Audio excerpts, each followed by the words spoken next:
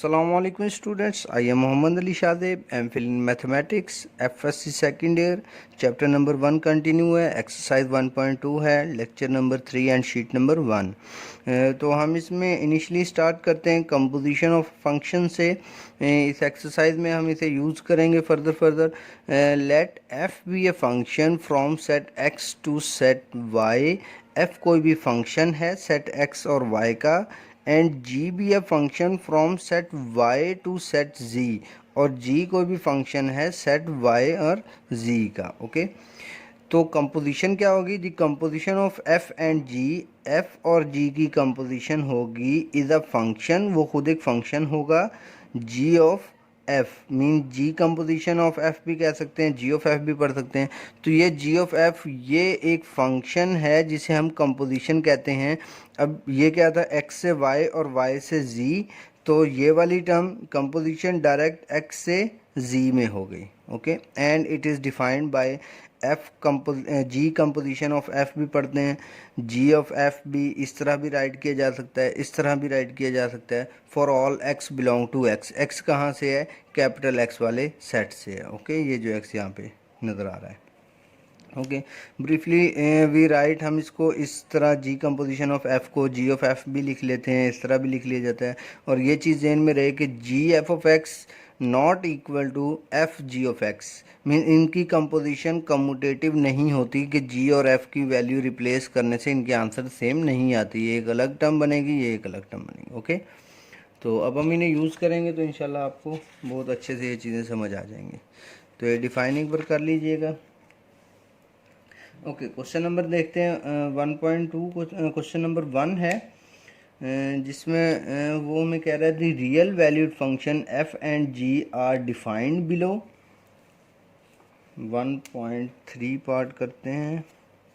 अब इसमें उसने हमें दो फंक्शन दिए हुए हैं, एफ ऑफ एक्स गिवन है 1 over x minus 1 square root, x not equal to 1, ये उसकी डोमेन है कि x अगर 1 हो गया तो ये अनडिफाइन हो जाएगा फंक्शन, तो इसलिए उसने कहा कि x नॉट इक्वल टू 1, ये उसने डोमेन साथ दे दी।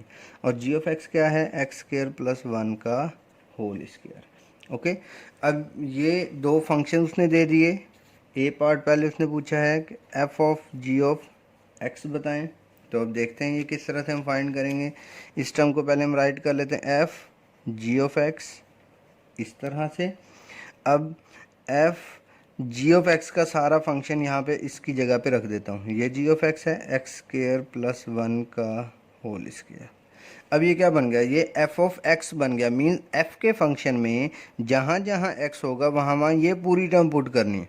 तो देखते हैं किस तरह होगा। ये एफ का फंक्शन है, तो यहाँ पे 1 ओवर एक्स की जगह पे ये पूरी टर्म आ जाएगी, एक्स स्क्वायर प्लस 1 का होल स्क्वायर, आगे -1 है ये वाला, और ऊपर स्क्वायर रूट है।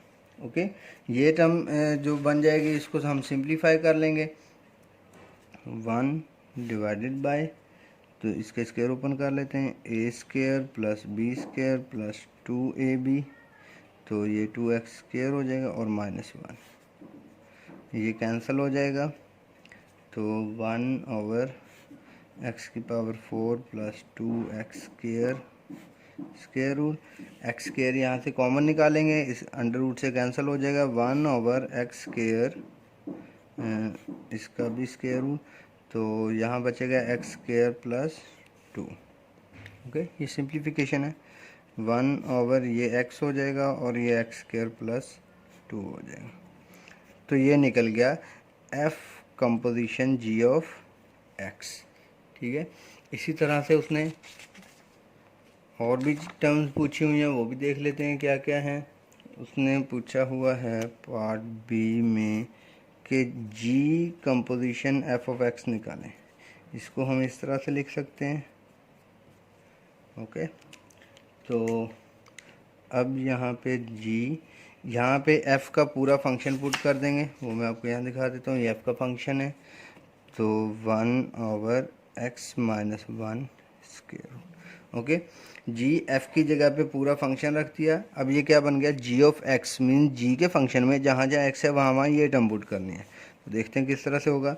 ये जी का फंक्शन है, ये एक्स है, एक्स की जगह पे 1 ओवर एक्स माइनस 1 का स्क्वायर आ गया, और x का स्क्वायर है तो इस टर्म का स्क्वायर हो गया, आगे +1 है तो ये +1 आ गया एंड होल का स्क्वायर आ गया। ओके, अब इस वाली टर्म को सिंप्लीफाई कर लेते हैं। 1 ओवर इस नीचे वाली टर्म का स्क्वायर आएगा तो x - 1 बच जाएगा, स्क्वायर एंड रूट से कैंसिल हो जाएगा, +1 और होल का स्क्वायर। एलसीएम ले लेते हैं, x - 1 1 प्लस ये x - 1 यहाँ मल्टीप्लाई होगा तो x - 1 और होल का स्क्वायर, तो ये 1 से 1 कैंसिल होगा, x ओवर x - 1 होल का स्क्वायर आ गया। तो ये आ गया g composition f of x। Okay, next देख लेते हैं, आगे सी पार्ट है, f composition f of x। तो इसे हम राइट करेंगे f ऑफ x। यहाँ पे भी बिल्कुल उसी तरह हम अपने उसी फंक्शन को यूज़ करते हैं, इक्वल टू f। यहाँ पे f का पूरा फंक्शन रखना है, वो ये है 1 ओवर x - 1 स्क्वायर रूट। अब ये क्या बन गया, f of x mean f में जहाँ जहाँ x है वहाँ वहाँ ये पूरा फंक्शन रखना है। तो देखते हैं किस तरह बनेगा, ये f है, 1 ओवर x की जगह पे ये पूरी टर्म रखनी है, 1 ओवर x - 1 स्क्वायर रूट, और आगे -1 है, -1 और स्क्वायर रूट। ओके, सिर्फ x की जगह पे ये वाली पूरी टर्म मैंने पुट कर दी है। ठीक है, अब इसे थोड़ा सा सिंप्लीफाई कर लेंगे, सिंप्लीफिकेशन 1 ओवर ये टर्म यहाँ मल्टीप्लाई हो जाएगी, एलसीएम ले लेंगे, x - 1 square root 1 minus x - 1 square root और होल का स्क्वायर रूट। ओके, अब ये स्क्वायर रूट अलग अलग कर लेते हैं, 1 over 1 minus x - 1 under root का स्क्वायर रूट अलग, और ये x - 1 की पावर 1/2 है ये वाला स्क्वायर रूट, और एक ये वाली 1/2। तो ये मैं इस तरह लिख लेता हूँ, समझना इजी हो जाएगा। तो अब ये क्या बनेगा, 1/4, क्योंकि 1/2 मल्टीप्लाई हो जाएगा और डिवाइड के नीचे डिवाइड हो तो उलट जाता है, तो x - 1 की power 1/4 divided by 1 minus x - 1 square root. ये वाली टर्म उलट के ऊपर चलेगी, ये रही, और ये वाली टर्म ये नीचे राइट की हुई। तो ये आ गया f composition f of x। Okay, तो नेक्स्ट देखते हैं, नंबर 4 में उसने पूछा हुआ है कि g composition g of x बताएं। इसे हम राइट कर सकते हैं g ऑफ x, यहाँ पे g वाला फंक्शन पुट कर देते हैं। तो g वाला फंक्शन देख लेते हैं क्या था, g वाला फंक्शन ये है x² + 1 का होल स्क्वायर।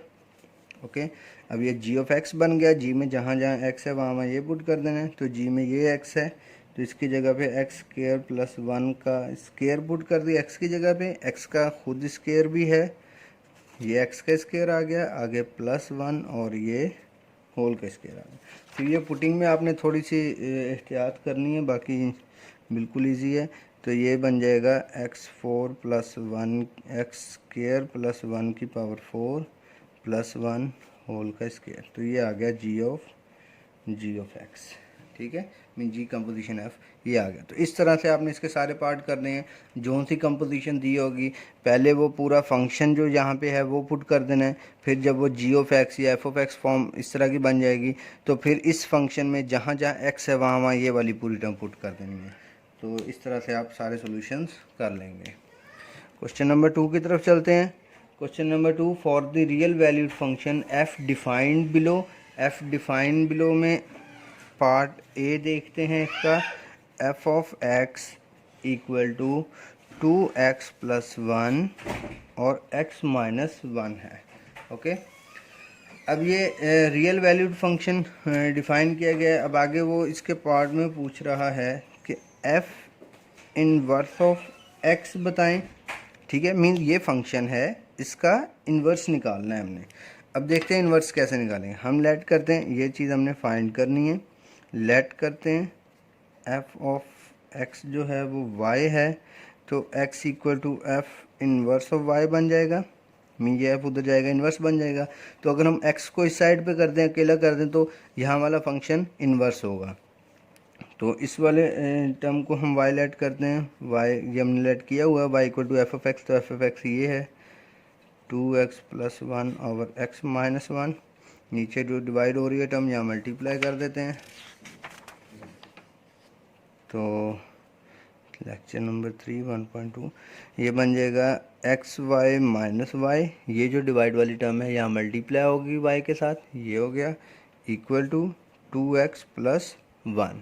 ओके, अब इसके बाद हम क्या करेंगे, ये x वाली टर्म इधर ले आते हैं, ये y वाली सिंपल टर्म उधर ले जाते हैं। X y minus 2x equal to 1 plus y, ये उधर आके माइनस हो गई और ये इधर आके प्लस हो गई। x कॉमन निकाल लेते हैं, y माइनस 2 1 प्लस वाई, ये टर्म इधर आके डिवाइड हो जाएगी 1 प्लस वाई वाई माइनस 2।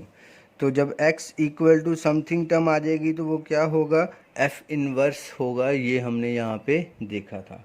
ठीक है, तो अब ये वाला फंक्शन क्या है, ये function f inverse of y है, क्योंकि x किसके इक्वल है, x इक्वल है f इनवर्स ऑफ y के, 1 plus y over y minus 2।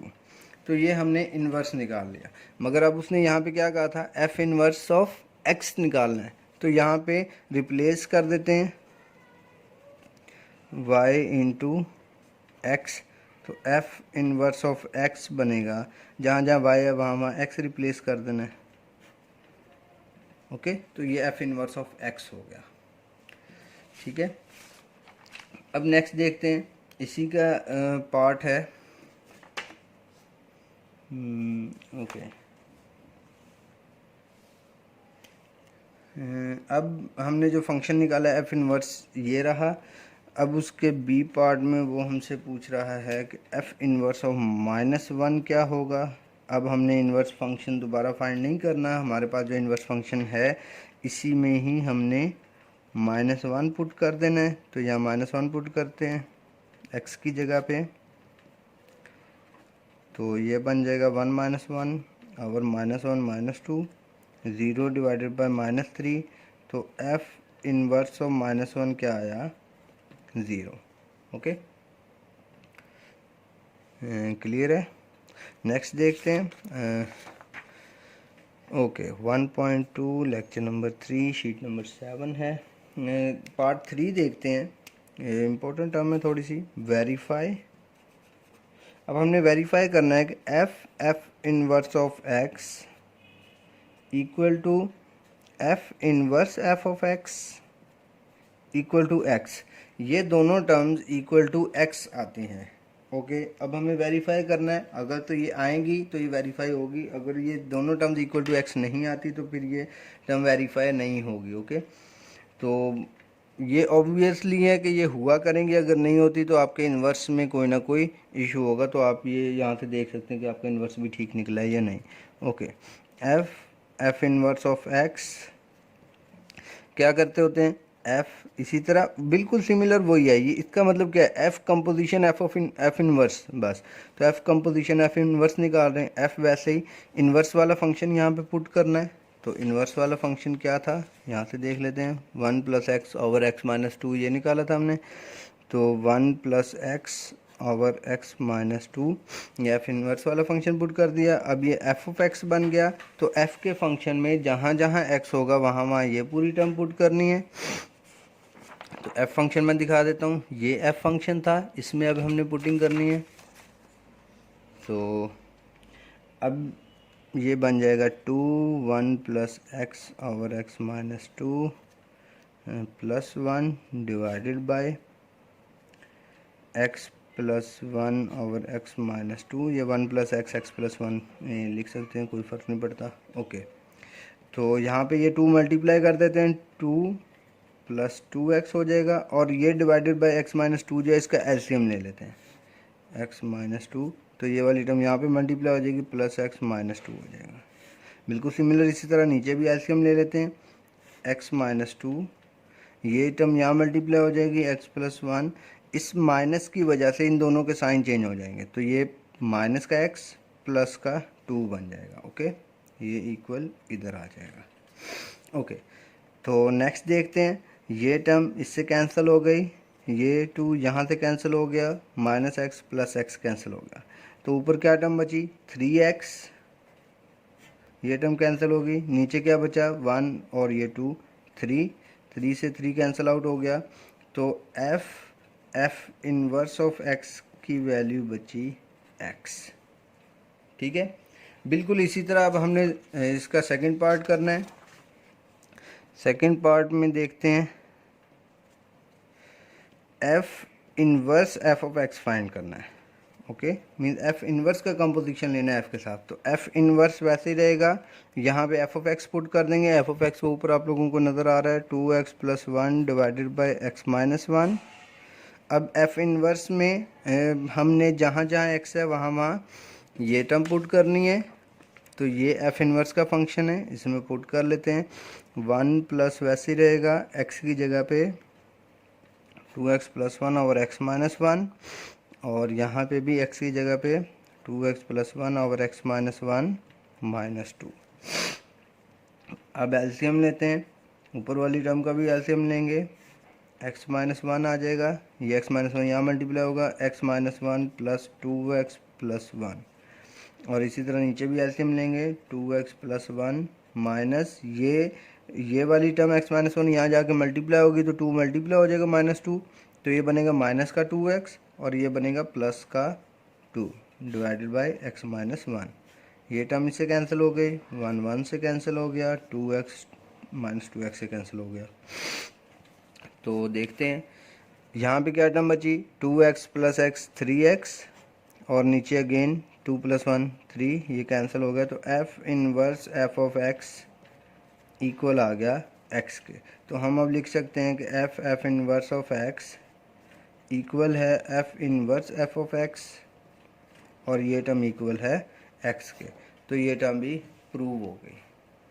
Okay, ये क्वेश्चन डिफ़िकल्ट नहीं है, बस थोड़े से क्रिटिकल है। अगर आप अच्छे से एक बार कर लेंगे तो फिर आप लोगों को भूलेंगे नहीं। Okay,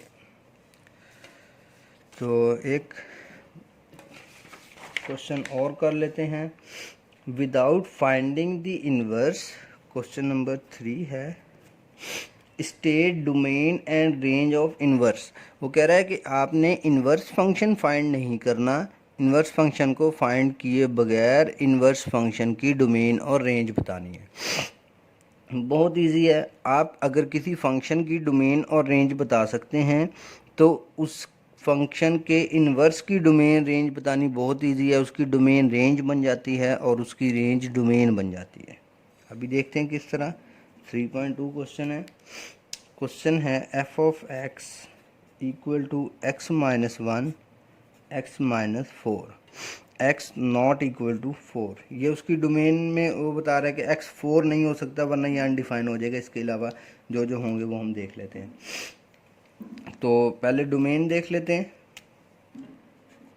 domain of f of x, फिर रेंज देखेंगे, range of f of x, फिर domain of f inverse of x देखेंगे, और फिर range of f inverse of x. Okay, तो देखते हैं domain of f of x क्या होगी। डोमेन का मतलब ऐसी वैल्यूज़ जो हम यहाँ पे पुट कर सकते हैं और इसके आंसर्स आएंगे। क्या क्या वैल्यू पुट कर सकते हैं हम यहाँ पे, सारे रियल नंबर पुट कर सकते हैं। ओके, तो ये आ गया रियल नंबर, मगर 4 नहीं पुट कर सकते, क्योंकि 4 पुट करने पे 4 - 4 समथिंग ओवर 0 अनडिफाइन हो जाएगा। नीचे वाली टर्म 0 नहीं होनी चाहिए, वरना अनडिफाइन हो जाता है। तो सारे रियल नंबर इसमें से माइनस कर देंगे 4 का सेट। मीन ये एक सेट है जिसमें एक एलिमेंट है 4, तो इसकी डोमेन क्या है, सारे रियल नंबर हैं मगर उसमें 4 नहीं है। इस टर्म का ये मतलब है। ओके, और इसकी रेंज क्या है, रेंज का क्या मतलब कि इसके क्या क्या आंसर आ सकते हैं। इसके आंसर सारे रियल नंबर आ सकते हैं मगर 1 कभी नहीं आ सकता। 1 इसलिए नहीं आ सकता कि ऊपर वाली टर्म और नीचे वाली टर्म कभी भी सेम नहीं हो सकती। अगर सेम होगी 2/2 आ जाए, 3/3 आ जाए, 5/5 आ जाए, ऐसा कोई नंबर आएगा तभी वो कैंसिल आउट होकर 1 बनाएंगे। अदरवाइज किसी भी तरह 1 नहीं बना सकते। 1 से छोटे बड़े सारे नंबर बन सकते हैं। तो सारे रियल नंबर आ सकते हैं मगर कभी भी 1 नहीं आ सकता। ओके, तो ये इसकी रेंज हो गई। अब डोमेन रेंज बन जाएगी इन्वर्स में और रेंज डोमेन बन जाएगी। तो domain of f of x क्या है, उसकी रेंज लिख लें इन्वर्स फंक्शन में। तो फंक्शन की रेंज डोमेन बन गई इन्वर्स फंक्शन की, और फंक्शन की डोमेन रेंज बन गई इन्वर्स फंक्शन की। तो ये ठीक है, इस तरह से आपने इन्वर्स फंक्शन की डोमेन और रेंज बता देनी है। ठीक है बच्चों, अच्छे से इन्हें प्रिपेयर कीजिएगा। कोई क्वेश्चन हो, कहीं पे कोई भी इशू हो, लाजमी डिस्कस कीजिएगा। चैनल सब्सक्राइब करना ना भूलिएगा। अल्लाह हाफिज़, दुआओं में याद रखिएगा।